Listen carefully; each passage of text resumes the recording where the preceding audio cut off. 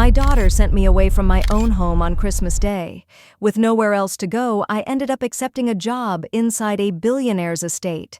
My role was simple on paper: clean the house and look after his daughter who couldn't hear. No one ever really tried to communicate with her before. But the moment her father saw me speaking to her using sign language, he said 5 words that completely stopped me in my tracks. "I'm glad you're here. Stay with my story until the end and tell me what city you're watching from so I can see how far this has traveled." Snow drifted quietly outside the windows when my life fell apart that morning. I'd been awake since 5:30, preparing the turkey and laying out my grandmother's old china, the same dishes I'd used for every holiday for 40 years. At 66, I still believed in the warmth of Christmas. I still hoped that maybe, just maybe, this year would be different. Zuri arrived at 10 with her husband Marcus and my 8-year-old grandson Jaime. The second she stepped inside, I felt the tension sharp and heavy like a storm waiting to break. Her jaw was tight in that familiar way that meant trouble. "Mom, we need to talk," she said, skipping any greeting. She handed Jaime his tablet and pointed toward the living room. "Go watch something." Flour still dusted my hands from the biscuits I'd been making, my apron tied at my waist. "Can it wait until after dinner?" I asked gently. "Everything's almost ready.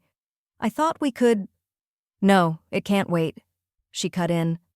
Marcus shifted behind her, eyes on the floor. "I've been thinking about this for months," she went on. "I'm tired of pretending everything is fine." My heart thumped hard against my ribs. I knew that tone. I'd heard it too many times before. "What are you talking about, sweetheart?" She gave a short laugh without any warmth in it. "Sweetheart? You really think you can keep acting like the perfect grandmother while you tear my family apart?" Her words felt like a slap. "Tear your family apart? Zuri, what are you talking about?" She stepped closer, voice rising. "The way you keep pushing yourself into Jaime's life, making me look like I'm a bad mother just because I won't let you fill his head with all that talk about sign language and special care." My chest tightened. I'd spent months watching my grandson struggle to express himself, seeing the same signs I'd seen back when I worked at the community center. Jaime was different, but wonderful, bright in his own way. Zuri refused to see it. "He needs support, Zuri," I said quietly. "I'm just trying to help." "He doesn't need help from you," she snapped, her face flushed. "You think a few classes make you some kind of expert? You're just a lonely woman who can't accept that your job as a mother is over." Marcus finally murmured, "Zuri, maybe we should slow down. It's Christmas." She turned on him instantly. "Don't tell me to calm down." Then she faced me again. "And the truth is, you've done this my whole life. Always making me feel like I wasn't enough, like something about me needed fixing." I reached for her, my voice shaking. "That's not true. I love you. I always have. Everything I've done was to support you." "Support?" she said, pulling away. "You call it support when you second-guessed every choice I made? When you made me feel guilty for not learning things I never asked for? When you made me feel like I wasn't good enough for my own child?" The room went quiet except for soft music playing from the radio in the kitchen. Jaime lifted his head from his screen, eyes wide. He couldn't understand the words, but he could feel the heaviness in the air. "I never wanted you to feel that way," I whispered. "I only wanted to help you understand him better. He struggles to communicate, and there are ways to make it easier for him." "There you go again," she cut in sharply, "acting like you know better than his mother, better than his teachers, better than the professionals." Then she raised her hand. "Enough. I'm done, Mom. I'm done being questioned, done feeling judged, done being made to feel like I'm not enough, and I'm done with you trying to live through my son." I felt dizzy. Then she said the words I never thought I'd hear. "Leave." I blinked at her. "What did you say?" "Pack your things and go. I don't want you here anymore." The room seemed to spin. "Zuri, you can't mean that. This is my home too. We've been living together since your father passed." "I know," she replied coldly, "and I've regretted it every day. This house is in my name. You don't have any right to stay here." Marcus stepped forward, looking pale. "Zuri, Please think about this. I already have, she said without taking her eyes off me. I want you gone tonight. Take only what you can carry and figure out somewhere else to go. My eyes went straight to Jaime. My sweet boy had been watching everything with those thoughtful eyes that seemed to take in more than anyone realized. In that moment, I knew he understood far more than people gave him credit for. He slid off the couch and came over to me, wrapping his small hand around mine. He couldn't express himself the way other children did, but he gently squeezed my fingers 3 times. Our private message. I love you. I squeezed back 3 times, doing everything I could not to break down right there. You have 2 hours, Zuri said, her voice empty now, like all the anger had burned out. I'm taking Marcus and Jaime to his mom's place. When we get back, I want you gone. And just like that, they left. I stood alone in the kitchen, surrounded by a holiday meal I had made with hope in my heart. The turkey was perfectly roasted in the oven. The table was set for a celebration that would never happen. I had nowhere to go. My sister lived across the country. My friends were with their own families. And when I checked my account, I had exactly $347 to my name. That was when I noticed the newspaper on the counter, folded open to the job listings. Marcus must have been looking through it earlier. One small box stood out like it was glowing. Immediate position available. Live-in caregiver for child with special needs. Private residence. Serious inquiries only. There was a phone number underneath. My hands trembled as I dialed, not even sure what I would say. A man answered on the second ring. His voice was low and tired, carrying the sound of someone who had been holding on for too long. Hello? I'm calling about the caregiver position, I said, surprised at how steady my voice sounded. Is it still open? There was a short pause. Do you have experience working with children who need extra support? I thought about all my years at the community center, about the kids I'd helped learn how to express themselves when the world couldn't hear them. Yes, I said softly. I do. Another pause. Can you start tonight? I looked around the kitchen one last time. The lights on the tree glowed quietly in the living room. Family photos lined the mantel. A whole lifetime, about to be left behind. Yes, I said, I can be there tonight. 2 hours later, I stood in front of a massive house in the hills with one suitcase and a heart that wouldn't stop pounding. The man who opened the door was younger than I expected, early 40s maybe, with dark hair and the kind of tired eyes that came from too many sleepless nights. Geneva? He asked. I nodded. I'm Darren, he said, stepping aside. Thank you for coming on Christmas. I didn't think anyone would be available. As I walked inside, I had no idea how much my life was about to change. The entrance alone was bigger than my old bedroom.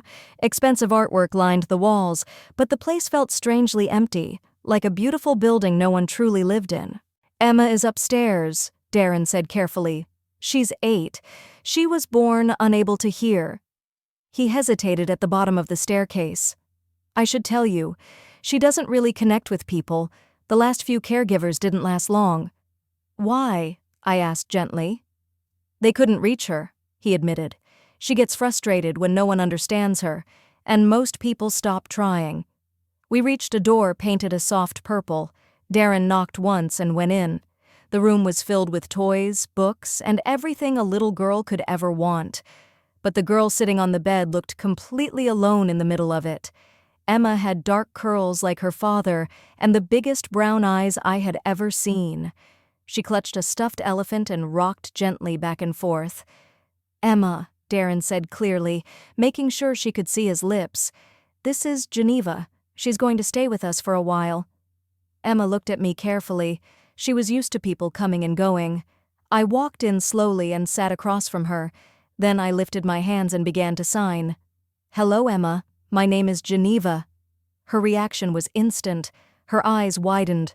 The elephant slipped from her arms. Behind me, I heard Darren breathe in sharply. Emma's hands moved slowly at first, uncertain. You can understand me? She signed. Yes, I replied. I can. In seconds, her hands began flying through the air. She told me about her elephant, her favorite book, how lonely the house felt when people left. Thoughts poured out of her like they'd been waiting all her life to escape. I glanced at Darren. He was staring at me with disbelief, his eyes filled with something I hadn't seen in a long time, hope. "I never knew," he breathed. "I had no idea she had so much inside her." I turned back to Emma, smiling gently. "She's been waiting for someone to listen." For the next hour, Emma and I talked about everything. Her drawings, her dreams, the tiny details no one had ever truly understood. She was bright, playful, and aching to be heard. And for the first time that day, I realized that maybe losing my home had led me exactly where I needed to be. When dinner time came, Emma reached for my hand and gently pulled me toward the kitchen.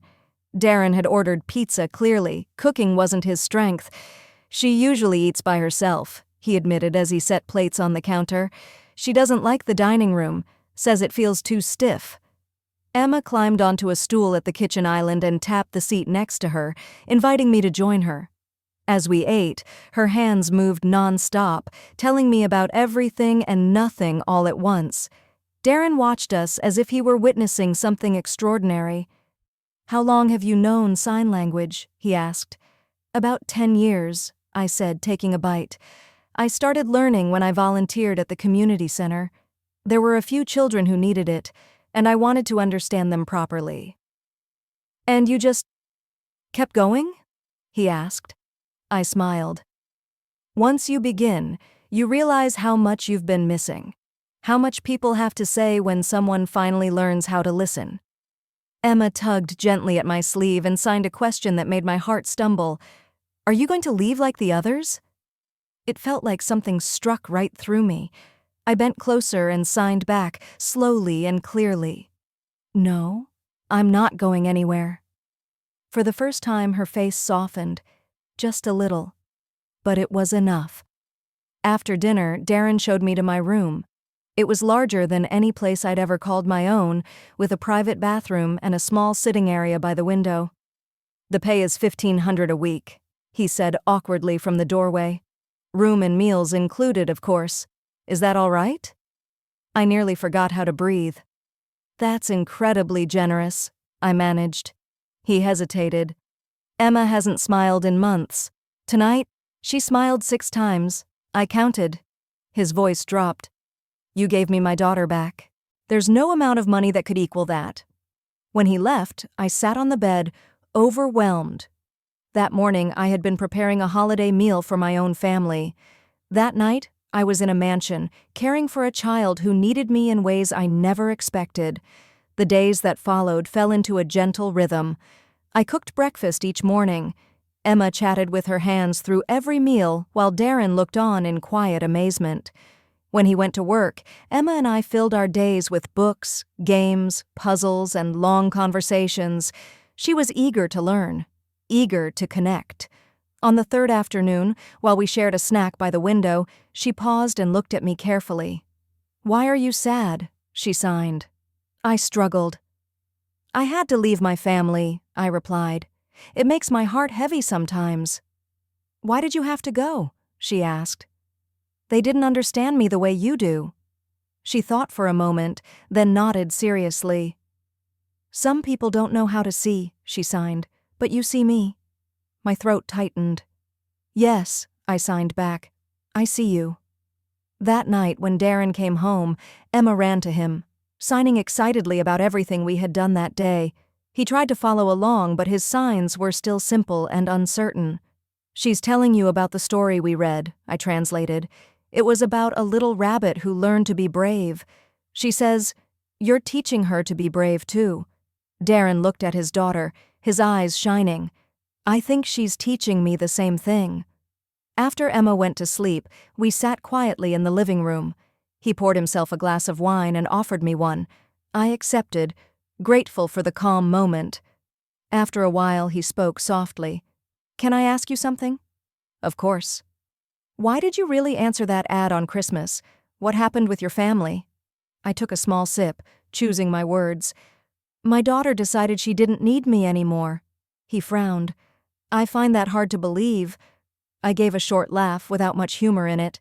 She thought I was overstepping. Her son is different, and she couldn't accept that I wanted to help him the way I help Emma.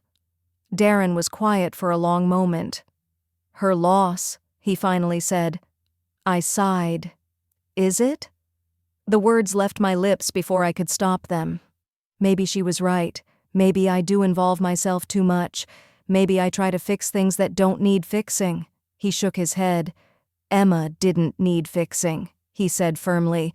She just needed someone who spoke her language. I looked at him then, really looked at him. He was kind, successful, and younger than me. The kind of man I never imagined someone like me would sit across from. Geneva, he said softly, setting his glass aside. I need to tell you something. My heart started beating faster and I didn't know why. He hesitated, running a hand through his hair. These past few days, watching you with Emma, seeing her come alive again. I never expected any of this. I never expected you. I felt my face grow warm. Darren, I think I've fallen in love with you. The words hung between us, fragile and terrifying. He looked at me with a depth of emotion that stole my breath. That can't be real, I whispered. You barely even know me. He didn't look away. I know you see my daughter the way no one ever has. I know you've brought life back into this house. And when I come home from work, the best part of my day is sitting right here with you. Then his voice softened. And I know I haven't felt this way about anyone since my wife passed.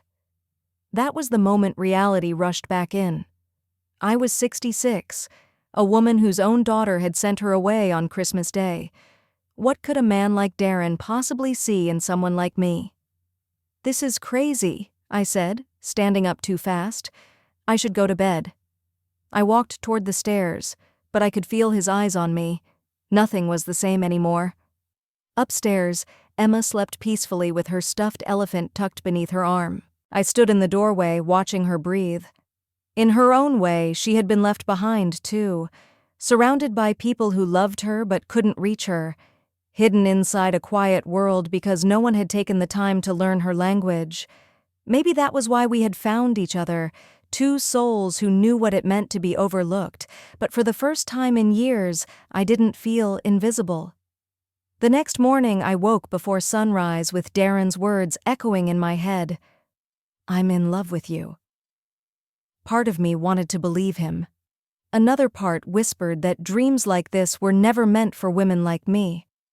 I went downstairs quietly, hoping for a moment alone. Instead, I found Darren already in the kitchen, coffee in hand, scrolling through what looked like medical notes on his tablet. He looked up at me, and those same eyes from last night met mine. Good morning, he said gently. Good morning, I replied, forcing myself to focus on making coffee. Geneva, about last night. Please, I interrupted. Don't. It's complicated. He paused, then closed the tablet. There's something you should know about Emma, something that explains why finding you feels like a miracle. I sat across from him, noticing how tense his shoulders looked. Emma doesn't only live in silence, he said carefully. She's also on the autism spectrum. She manages well, but the world is louder to her in other ways. My thoughts rushed back over the past few days. Her need for routine, the way she rocked when overwhelmed, her deep focus on certain things. I wondered, I admitted softly. Some signs were there. He looked relieved. You're the first person who's ever said that without acting like it was something to hide. He ran a hand through his hair. Most people only talk about what she struggles with. You noticed what she can do. Now, so do I. He leaned in, his voice lower. Geneva. Emma hasn't really opened up to anyone in over a year. The professionals said she was unreachable. They talked about special facilities, places where she'd be around others like her. The words made my chest tighten. I'd heard that phrase before about my own grandson. And you thought about it? I asked quietly. For a moment, he admitted. I felt powerless. Every time she became overwhelmed, I felt like I had failed her. I pictured Emma's smile at breakfast, the excitement in her hands. "What changed your mind?" I asked. He reached across the counter and briefly held my hand. "You did. In 3 days, you've done more than years of effort ever had. You taught me that Emma doesn't need to be shaped into something else. She needs to be understood." Small footsteps pattered down the stairs. Emma appeared in the doorway, already dressed, clutching her elephant. Seeing us together, she smiled and signed good morning. She climbed onto her stool and immediately began telling me about her dreams. As I watched her hands move with confidence and joy, a familiar ache touched my chest. This was what I had wanted for my grandson: understanding, acceptance. "Geneva," Emma signed gently, "why do you look sad again?" "I'm not sad," I told her softly. "I was just thinking about someone." "Who?" I hesitated, then I told the truth. "My grandson. He's special like you, but his mom doesn't understand that yet." Emma nodded with quiet wisdom. "Some mothers don't know how to see," she signed, "like my first mommy." I turned to Darren, confused. He lowered his voice. "Emma wasn't born into our family. My wife and I adopted her when she was a baby. She couldn't have children, and adoption felt right." Then his jaw tightened. "Sarah loved Emma, but she never really understood her.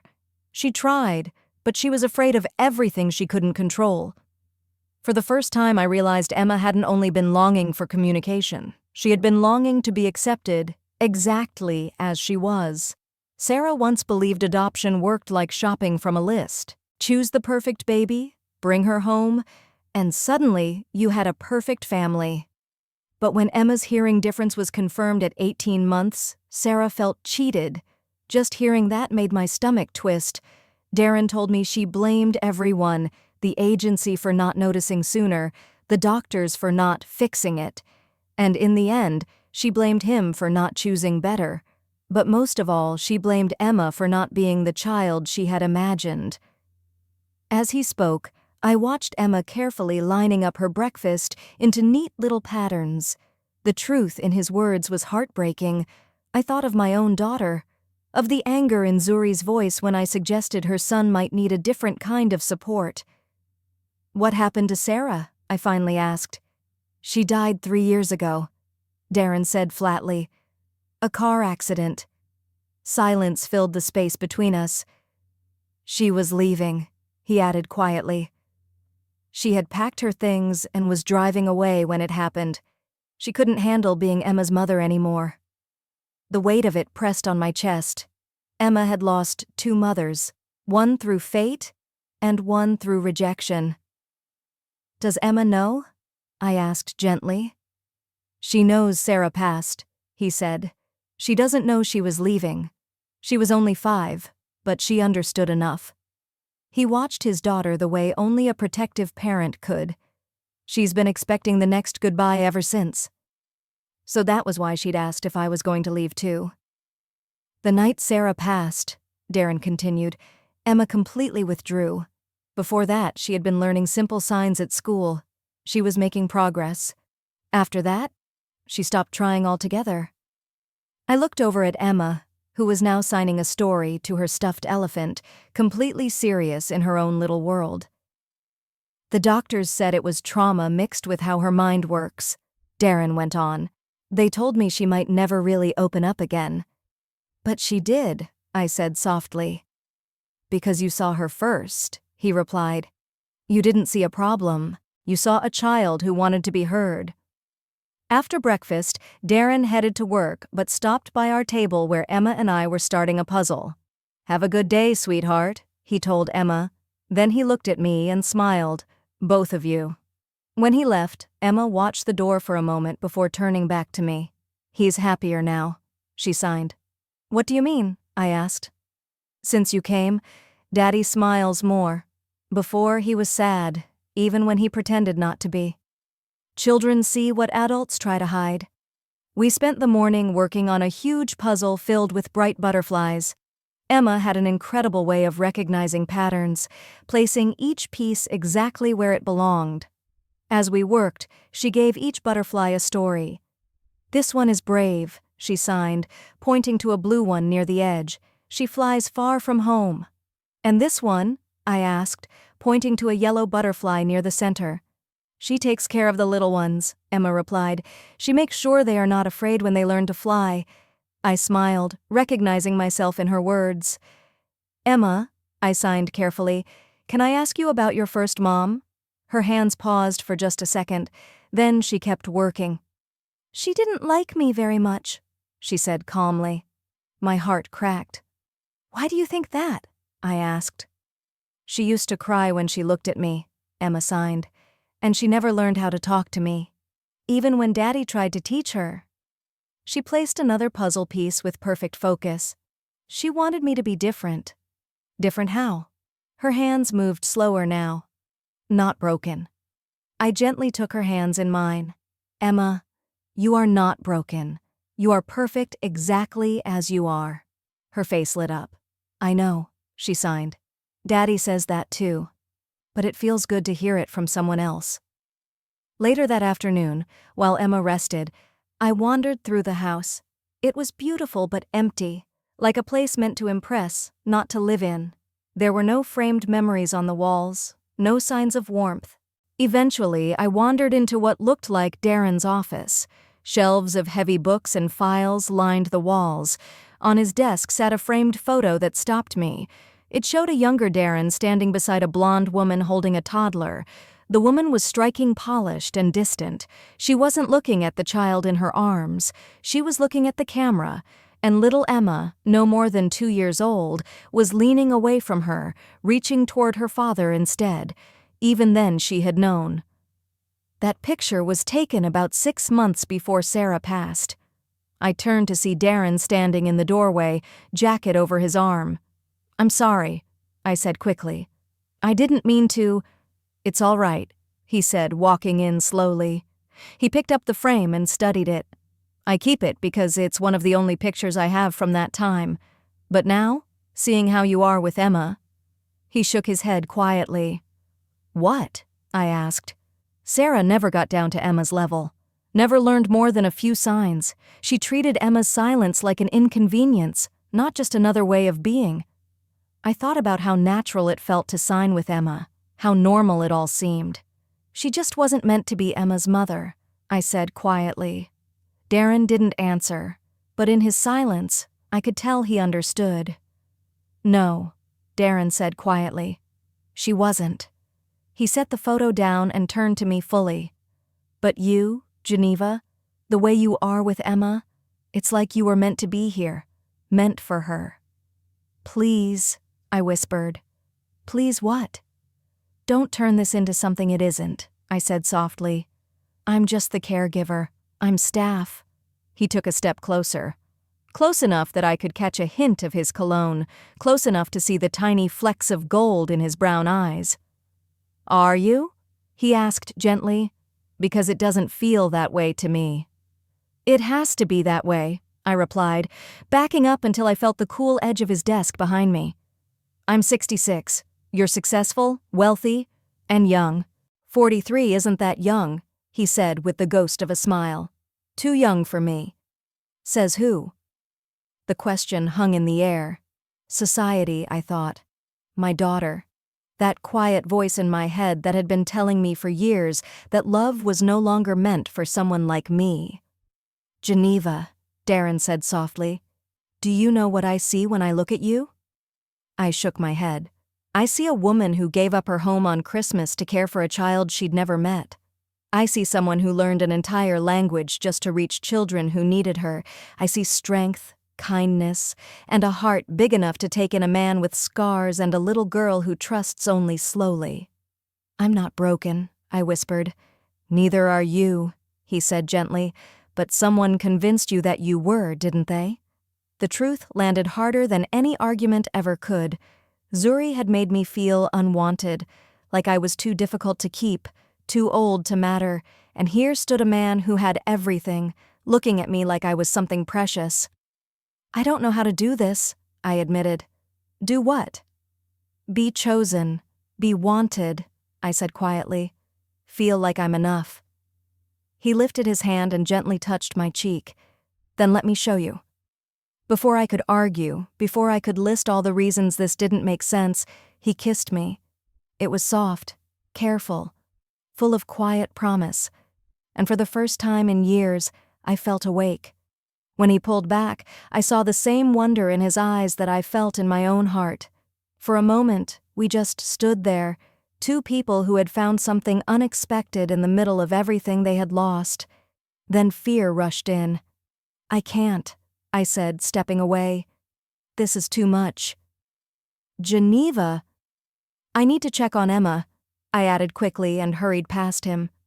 Emma was still sleeping peacefully, so I found myself in the kitchen, preparing dinner on automatic while my thoughts raced. That morning, I had been unwanted. That evening, a man who felt out of my reach had kissed me like I mattered. An hour later, Darren came downstairs. "Geneva, can we talk?" "There's nothing to talk about," I said without turning around. "So it meant nothing?" he asked quietly. I finally faced him, and the gentleness in his eyes nearly unraveled me. "You don't understand. You don't know where I come from. You don't know my story." "Then tell me." I shook my head. "You wouldn't understand." "Try me." For a moment I almost did, but then I heard small footsteps on the stairs, and the moment slipped away. Dinner was tense, even with Emma happily signing about her day. She kept glancing between us, sensing something had changed. "Are you sad again?"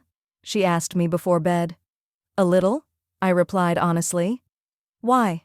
How do you explain to a child that sometimes closeness feels more frightening than being alone?" "Grown-ups sometimes have complicated feelings," I signed. Emma nodded seriously. "Daddy has complicated feelings too," she said, "but he is happier when you are here." That night, after Emma was asleep, I stood on the back patio wrapped in a borrowed coat, staring at the city lights spread out below like a blanket of stars. "You're going to freeze out here," Darren said gently. He walked up beside me and handed me a mug, hot chocolate with a hint of peppermint. I smiled. "Thank you." We stood in quiet for a while, drinking and watching the world glow beneath us. "I was married for 32 years, I said suddenly. Darren didn't interrupt, he just listened. Robert was a good man, steady, kind. We met when I was 19 and married 2 years later. He was everything my mother thought a husband should be. I took a slow sip of chocolate. But I was never in love with him the way a woman should be. I cared for him deeply, just not with that kind of fire. "I understand," Darren said softly. "He deserved more than a wife who was only grateful," I said, but I was young, scared, and pregnant. "With Zuri?" he asked gently. I nodded. Robert wasn't Zuri's biological father, but he raised her as if she were his own. He never once made her feel like she didn't belong. To him, she was simply his daughter. "And her real father?" Darren asked quietly. My chest tightened. I had known this question would come. I closed my eyes and felt the old shame rise up again. "I was 17 when I met Daniel," I said. "He was 25, confident, exciting, everything my sheltered life wasn't." I let out a dry laugh. "I thought I was grown. I thought I knew what love looked like. But I didn't. He wasn't in love with me. He was attracted to the idea of me. Young, easy to impress, temporary." I stared down into my mug. When I told him I was pregnant, he disappeared, just vanished, like he was never real. Darren stayed silent, letting me speak. My parents were destroyed by it. In 1977, acceptable girls from good families didn't get pregnant alone. I became their embarrassment overnight. "So you married Robert?" Darren said softly. "Yes," I replied. "And I spent the next 32 years trying to earn the life he gave me, trying to be grateful enough, trying to be worthy of him." Another pause. "What happened to him?" "Pancreatic illness," I said. "He fought for 2 years. Then he was gone. 4 years ago." I swallowed hard. And after that, I didn't know who I was without him. I had gone from my parents' home into his, and I never learned how to exist on my own. I looked at Darren. After the funeral, Zuri told me to move in with her. She said it would help Jaime. But I think it was also because she didn't know what else to do with me. It wasn't good for you, he said gently. I nodded. I thought I could help. Jaime was struggling at school. His emotions were hard for him to process. I saw things Zuri didn't want to see. So you started learning, he said. I studied everything I could, I replied. I read books, took classes, learned how to communicate differently. I wanted him to feel less alone in the world. A sad smile crossed my lips. He's incredible, Darren, curious, kind, and full of love when he feels safe. But Zuri only saw what he struggled with, and somehow, she made that my fault. I took a breath. In her eyes, I was stepping out of line, challenging her authority, acting like I knew better. And she sent you away, Darren said quietly. Yes. I placed my empty mug down. The strange part is, everything I learned for Jaime is what's helping me connect with Emma. Maybe that's why you found each other, Darren said softly. I gave a small nod. But it doesn't change the truth, I said. I'm still 66. I still feel unwanted. You're not unwanted. My own daughter sent me away on Christmas, I said, my voice barely above a whisper. If I wasn't enough for the child I raised, how could I ever be enough for you? Darren set his mug down and turned fully toward me. Can I tell you something about Zuri? I frowned in confusion. What could you possibly know about her? I think she's afraid. Afraid of what? Of becoming you. The word struck me like a sudden wind. What does that mean?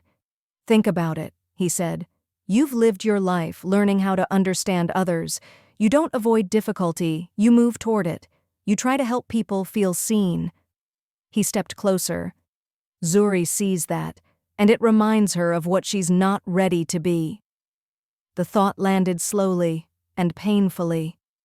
She doesn't want to admit Jaime might be different, Darren went on, because to her that feels like failure, and your willingness to learn makes her feel judged, even when you never meant to judge her.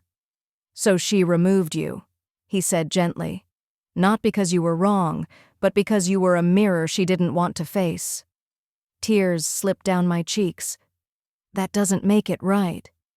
No, he agreed, but it explains it. And it proves something else. This was never about your worth. You were never the problem. We stood there in the cold, and for the first time since Christmas, my chest felt lighter. Maybe you're right, I whispered. Then another truth rose up. There's something else, I said. About Robert. About our marriage. Darren waited. I never told him the truth. I never said that I wasn't in love with him the way he loved me. My throat tightened. When he was sick, when he told me how happy he was with me, I let him believe it was perfect. I didn't correct him. Darren didn't flinch. Because telling him would have only caused pain, he said. You protected him. Or I lied, I said. You gave him peace, Darren replied steadily. You loved him the way you knew how to at that time. You stayed. You cared for him. You built a life with him. He met my eyes. That wasn't nothing. That was love. I stood there looking at a man who somehow always saw the good in people, who noticed value where others only saw weakness.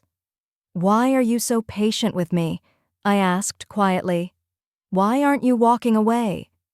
Because I know what it's like to live in a marriage without real closeness, he said calmly. My relationship with Sarah was built on duty and expectation, not on love. But you stayed and made the best of what you had. Sarah didn't, I said. And now, he continued, barely above a whisper, I know what it feels like to want someone so deeply that it's frightening. To look at a person and see not only who they are, but who you become because of them. He reached for my hand. I'm not Robert, and you're not Sarah. We aren't trapped by their story. We get to choose our own. I don't know how, I confessed. Then we'll learn together. He was so close now I could feel his warmth. When he lifted my face in his hands, I didn't pull away. "I'm scared," I whispered. "So am I. What if I disappoint you? What if you don't?" He kissed me again, slower, deeper, and I felt decades of living carefully begin to fall apart. For my entire life, I had been the sensible one, the reliable one, the woman who put everyone before herself, but there in his arms, I wanted something for me. I wanted him. I wanted to know what love felt like when it was chosen freely instead of accepted quietly. When we stepped apart, my heart was pounding. "Geneva," he said, his voice unsteady. "You need to know something." "What is it?" "This isn't because you helped Emma.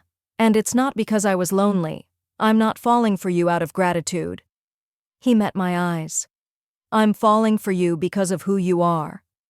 "How can you be so sure?" I asked. "Because when I see you with her, I see the woman I want beside me forever. When I hear your story, I see someone who was never truly valued. And when I imagine my tomorrow, you're in it." It was everything I had never allowed myself to want, and that terrified me. I opened my mouth, but he gently touched my lips. "You don't have to promise anything right now," he said softly. "Just don't run. Let's see where this leads." I nodded.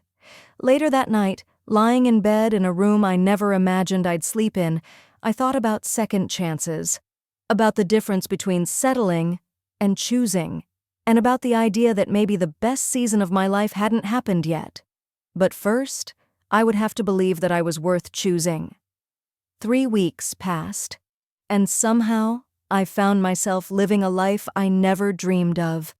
Emma and I filled our days with books and puzzles and long walks where she pointed out every puppy and cloud like they were treasures. In the evenings, after she fell asleep, Darren and I would talk for hours about the past, about our fears, about our hopes. He never rushed me. There were quiet moments in the kitchen, brief touches in passing, long conversations under soft light. We moved carefully. Emma always came first. Then one Tuesday morning, everything shifted.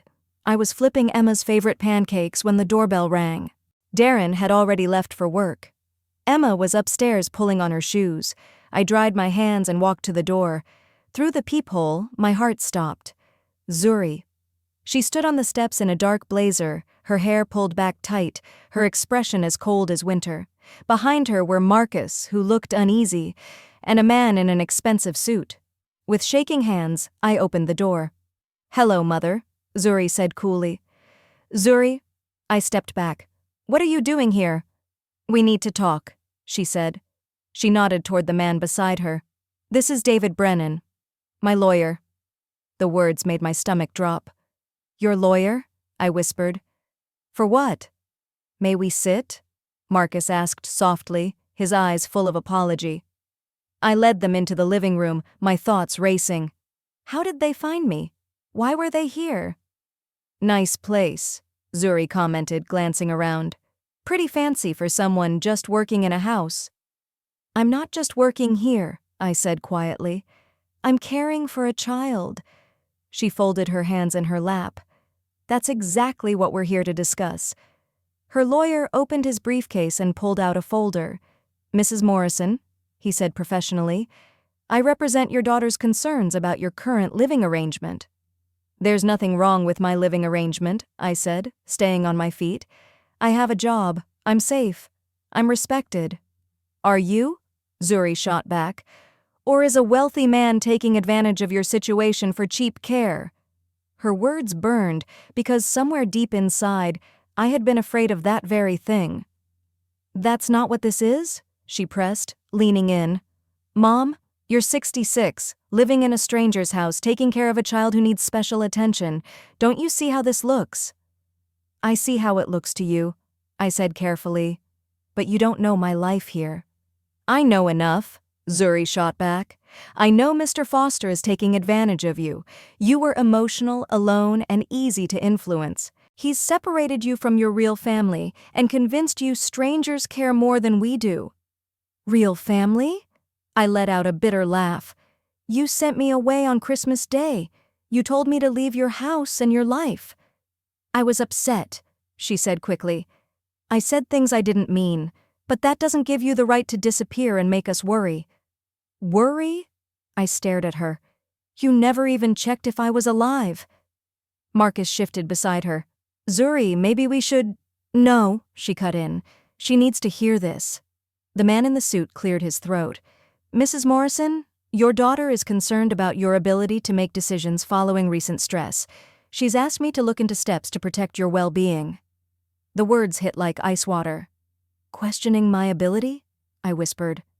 Mom, you're not thinking clearly, Zuri said gently, which somehow hurt more.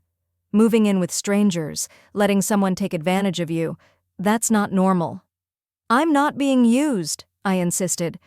Zuri gestured around the room. Look at this place. Do you really believe someone like him would want a woman your age if he didn't need something from you? Her words were perfectly aimed. Every doubt I'd ever buried came rushing back. You don't know him, I said weakly. I know his type, she replied confidently. Powerful men who use vulnerable women. And when he's finished with you, you'll have nothing. That's not true. Then prove it, she said, folding her arms. If he truly cares, where is he right now? Why isn't he here? He's at work. He doesn't even know you're here. How convenient. The lawyer spoke again. Mrs. Morrison, your daughter is prepared to take you home today, where you'll be safe among people who truly care. I don't need protecting. Zuri's voice was calm but firm. Mom, you're living in a dream. What happens when he realizes a woman with no money and no future isn't what he wants? Each word struck like a blade, because some part of me believed her. You can come home, she said softly. We'll solve things together, but you have to stop this before it destroys you. Before I could respond, light footsteps echoed on the stairs. Emma burst into the doorway, still in her pajamas, her face glowing. Geneva, she signed brightly. Can we make pancakes with silly faces today? Then she noticed the strangers. Her smile faded into uncertainty. Zuri's eyes lingered on her with thinly veiled dislike. So this is the child, she said coolly. This is Emma, I replied, stepping in front of her without thinking. And yes, she's the one I care for. She can't hear? Zuri said sharply, like it was a flaw. She's perfect, I answered firmly. Emma looked between us. Who are they? She signed. Before I could answer, Zuri spoke again. See, Mom? You're more invested in someone else's child than your own family. Emma tugged my sleeve. Geneva takes care of me, she signed. She's my friend. Zuri frowned. What is she doing with her hands? She's speaking, I replied. Something you might understand if you'd ever learned how to speak with your own son. Zuri's face flushed. How dare you? How dare I what? I snapped. Tell the truth? You've spent years pretending Jaime is normal instead of trying to understand him. Jaime is fine. He's wonderful, I said, but he's struggling, and you refuse to see it. Marcus stepped in quietly. Geneva, maybe you should come with us. We can talk. Away from all this. Away from what? I asked. From a child who needs me. From people who respect me. Away from people using you, Zuri said flatly. My family is the one that sent me away on Christmas, I said. And we're here to bring you back, she insisted. At that moment, Emma squeezed my hand. Geneva, are you leaving? Her eyes were wide with fear. The question shattered me. This little girl had already lost one mother. I couldn't let her lose another. She was now watching strangers try to pull away the one person who had finally learned how to truly see her. No, sweetheart, I signed to her softly. I'm not going anywhere. You should be, Zuri snapped. Mom, this isn't healthy. She's far too attached to you. When this situation falls apart, she'll be the one who suffers. The only thing that would hurt her is being left behind again, I replied. Again? The attorney repeated sharply. I froze. I had said too much. Her mother passed away, I said carefully. And now you're trying to take her place, Zuri declared. Don't you see how unhealthy that is? You're playing house, pretending you finally have someone who needs you. And when reality hits, this little girl will be the one paying the price." Her words were cruel. Emma couldn't understand them, but she could read the tension in every voice, every face. She moved closer to me, slipping her hand into mine. "You need to come with us," Zuri insisted, standing. "This fantasy is over, and if you refuse, we'll have to consider other solutions." The attorney spoke in a measured tone. "Solutions that may not be comfortable for anyone involved." I understood the threat. They would question my judgment if I didn't obey.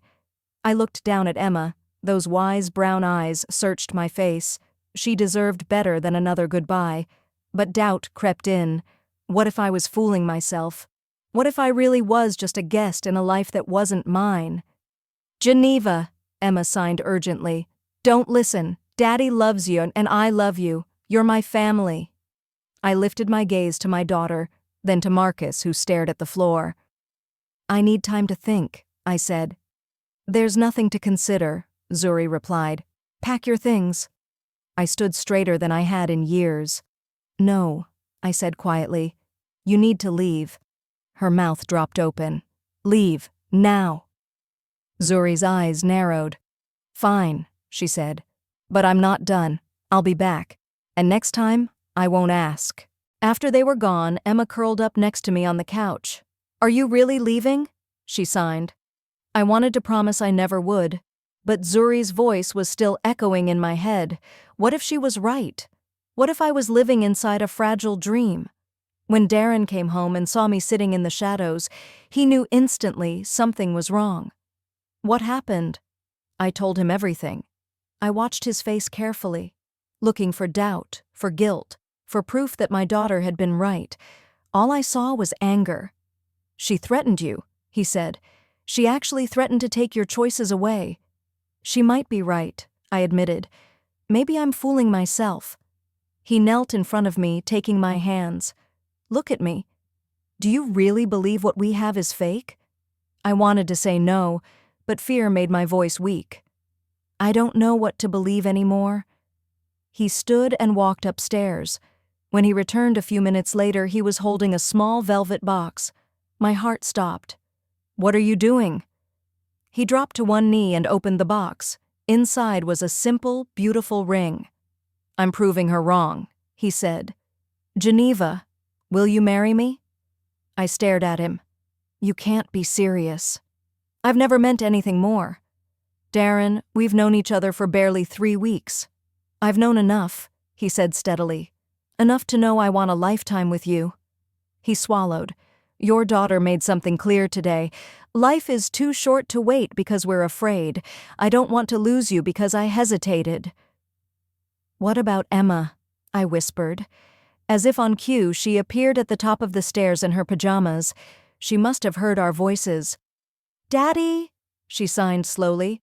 "What are you doing?" Darren looked up at her, still holding the ring. "I'm asking Geneva to marry me," Darren said out loud, and signed every word so Emma wouldn't miss a single thing. Emma's face lit up like pure sunshine. "Really? Really?" she signed back, bouncing where she stood. "Only if she says yes." Then she rushed to me, her hands moving fast, her eyes shining. "Please say yes. I want you to be my mom forever." The word mom struck my heart like lightning. Not caregiver, not helper, mother. This precious child was choosing me. I knelt in front of her, my hands shaking. "Are you sure?" I signed gently. "Being a family is a big job." "I'm sure," Emma replied, serious and wise beyond her years. "You're the first person who ever really saw me. You make Daddy happy. You make me happy. We're already family, we just need to make it official." I looked between them. A man who had offered me a love I never believed I deserved. A child who had given me a reason to hope when I thought that chapter of my life was over. "Your daughter was right about one thing," I said to Darren softly. "This is crazy." His smile wavered. "But maybe crazy is exactly what I need," I finished. "I've spent too many years being careful, being thankful for whatever scraps of love came my way." Hope sparkled in his eyes. "Yes," I whispered, then louder. "Yes, I'll marry you." He slid the ring onto my finger with trembling hands, then pulled me into his arms. When he kissed me, it felt like my life had finally begun, at 66. Emma threw her arms around both of us, and for a moment the world felt perfectly still. "When?" she signed excitedly when we pulled apart. "When what?" I laughed. "When are you getting married? Can I be in it? Can I wear a pretty dress?" Darren and I exchanged a look and laughed together. "Soon," he said. "Very soon." The next 2 months passed like a dream. We planned a small ceremony in the backyard with just a few friends and Darren's parents, who flew in from Seattle. His mother, Catherine, welcomed me like family from the first moment we met. "I worried about him," she told me quietly while we arranged flowers. After Sarah passed, he buried himself in work and Emma. He forgot how to be happy. "You brought that back." "He gave me something too," I said. "What?" she asked. "Hope. That's what love is," she smiled, "being seen and choosing each other anyway." Emma was absolutely in charge of wedding preparations. She chose her own dress, a soft pink one with ribbons and tiny flowers, and wore it like a royal gown. She insisted on checking every detail. "Everything has to be perfect for Mama Geneva," she signed on the morning of the ceremony. Mama Geneva. Every time she said it, my heart swelled. We hadn't heard from Zuri after that day. A part of me still ached because of it. She was my child. But today wasn't about wounds that refused to heal. It was about new beginnings. The ceremony was simple and beautiful. I wore a cream-colored dress that Catherine helped me pick, and Darren looked impossibly handsome in navy blue. Emma walked ahead of us, scattering rose petals like confetti and grinning from ear to ear. When the judge asked if anyone objected, Emma raised her hand. "I object to anyone who thinks Geneva isn't perfect for my daddy," she announced proudly. Everyone burst into laughter and applause. When we said our vows, when we exchanged rings, when Darren kissed me as his wife for the very first time, Emma ran up to us with tears in her eyes. "Now we're really a family," she signed. "We already were," I replied. "Now we just wrote it down." That night, after Emma finally drifted to sleep from pure excitement, Darren and I sat on the patio where everything had first changed. "Any regrets?" he asked softly.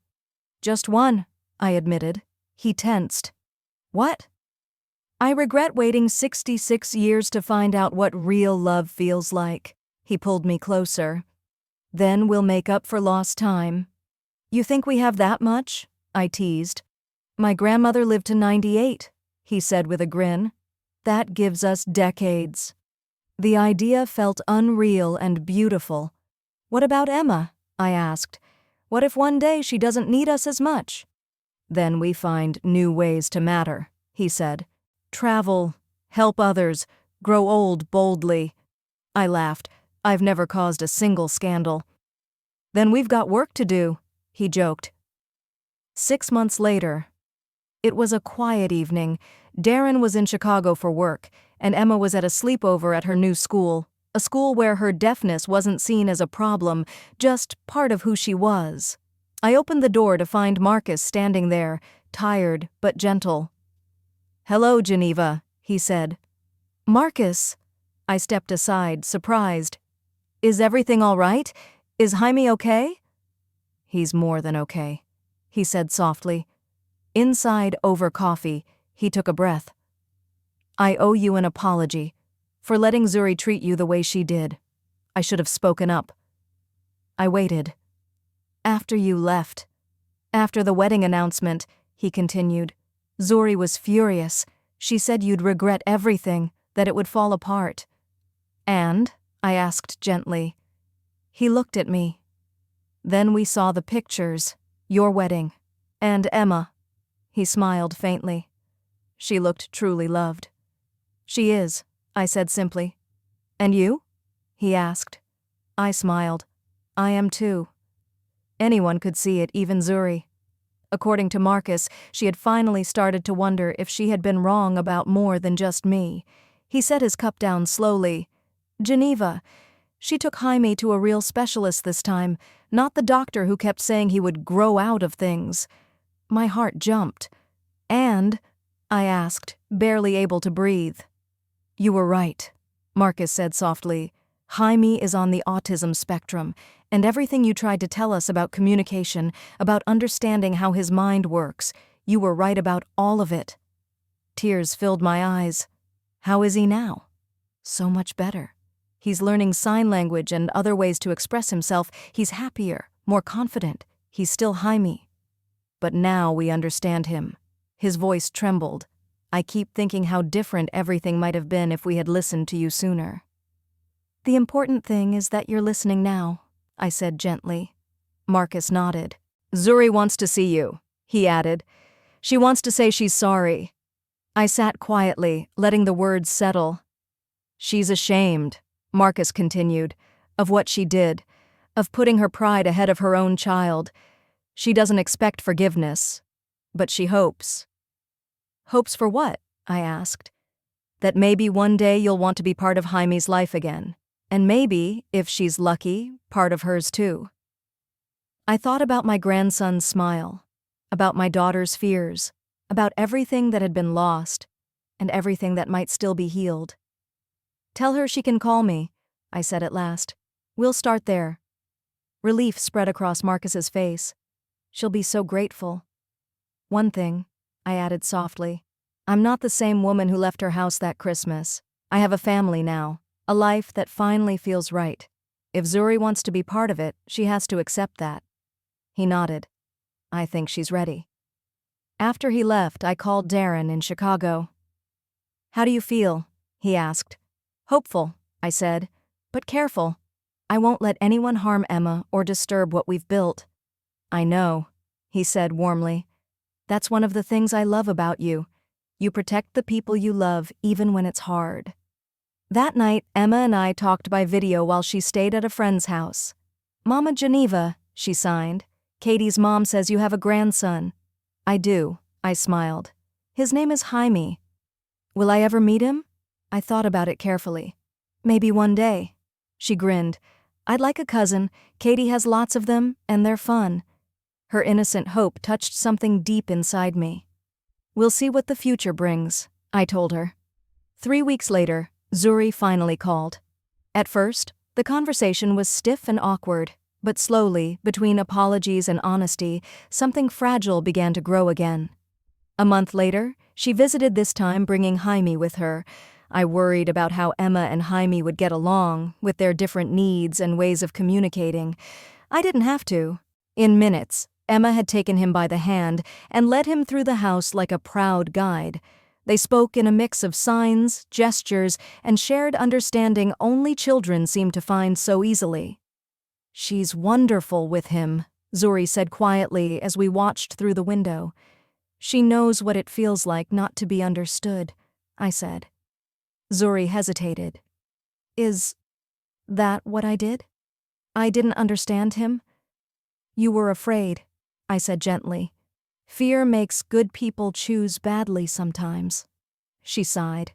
I was afraid you were right about him. Afraid that admitting he needed help meant I failed as his mother. Her eyes grew distant. And I was afraid you'd take over, the way it sometimes felt when I was growing up. I reached for her hand. I never wanted to replace you. I only wanted to stand beside you. I know that now, she whispered. We stood together, watching our children play. I'm sorry, Zuri said suddenly. For Christmas. For the lawyer. For all of it. I'm sorry too, I replied, for not seeing how my concern looked like judgment to you. Can we try again? She asked. Can we be family? We can try, I said. But it has to be different. I have a life here now. You can be part of it, but not control it. She nodded. I understand. And this time, she really did. Months passed. Slowly and carefully, trust returned. A year after Darren and I were married, we sat together on the patio as Emma and Jaime chased fireflies in the garden, laughing in a mix of signs and words. Happy? Darren asked, squeezing my hand. More than I ever thought possible, I answered. He smiled and kissed my knuckles. You deserve this. We all do, I said, watching our children run. For most of my life, I believed love was something you earned by giving everything and asking for nothing. Now I knew better. Love is something you choose, something you grow, something you protect, and sometimes, if you're unbelievably blessed, it chooses you too. What about you? If you were in my place, what would you have done? Have you ever had to rebuild your life from nothing? Share your thoughts in the comments. And before you go, I've left 2 more stories on the screen that you'll love just as much. Thank you for staying with me until the end.